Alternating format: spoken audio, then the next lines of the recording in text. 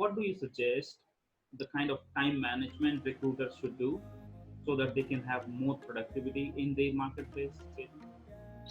Yeah, so I mean, the recruiters do multiple things in a day. They could be right from sourcing to screening to calling to scheduling, then interaction with hiring managers. It could be even sometimes contributing in other divisions, extra workload. I mean, there are so many kind of tasks now, and it may differ from company to company, size-wise, and all of that.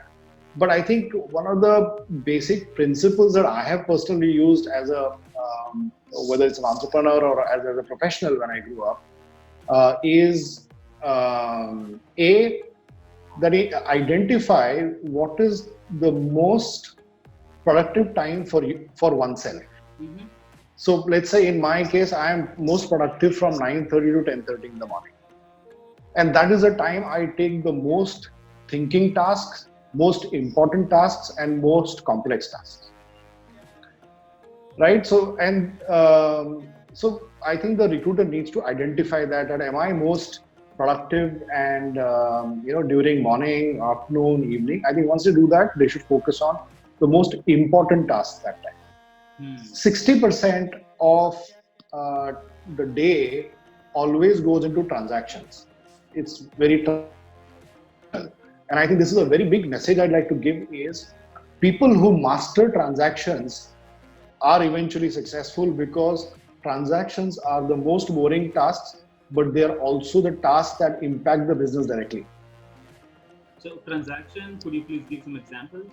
Transaction could be scheduling the interview, calling the candidate, forwarding the CV.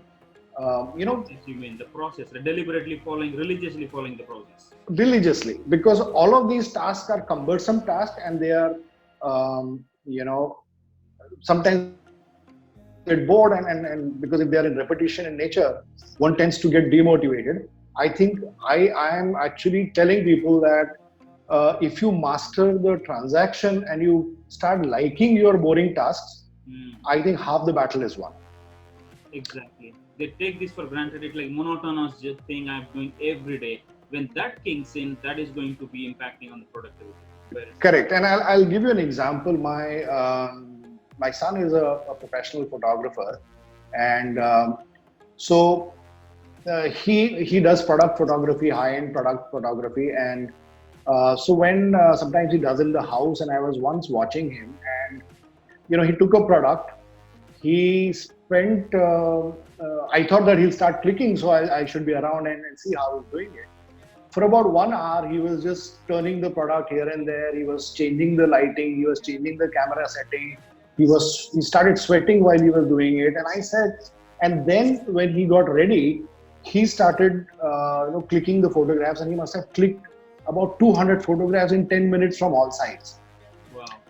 And then I told him that, why do you do that? I mean, you took 1 hour to set it up and then you took 200 photographs. So he said, yeah, I'm going to choose the best out of these 200. So I said, then if that was the case, why did you have to do so much of setting? You could have randomly clicked the photograph. I'm sure some photographs would have come good.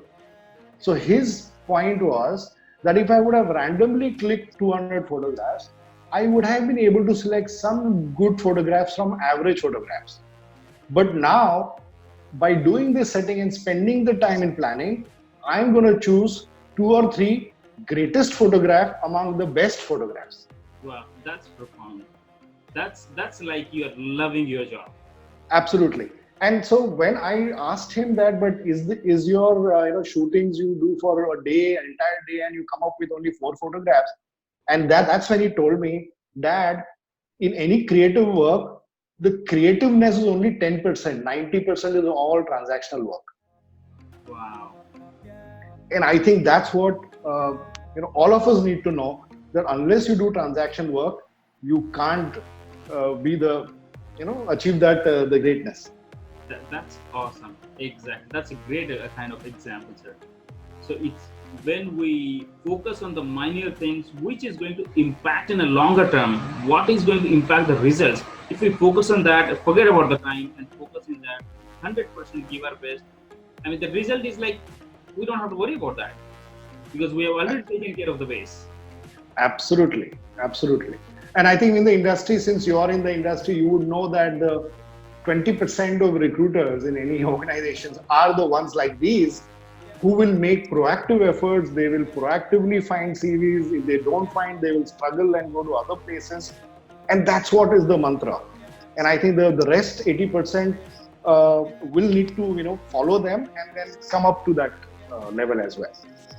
That's true. That's exactly because that is what I did when in the past when the competition is pretty high. This is what we have to do. There's no shortcut. There's no shortcut. There's no Yeah. shortcut. That is what I discussed with the other senior people. They say the same thing, and most of the guys I hear they're saying we need to do smart work than hard work. But I believe, sir, unless you put your hard work, then you will become smarter and you will use your smartness how it is going to take minimum time to get the maximum output. If I did not put my hard work, then how would I know that okay, this is going to be a smartness or something else? Absolutely. I think when I was saying the 60% is transaction, actually that's the hard work. And unless you do the hard work, you cannot achieve smart work. Very true. Exactly.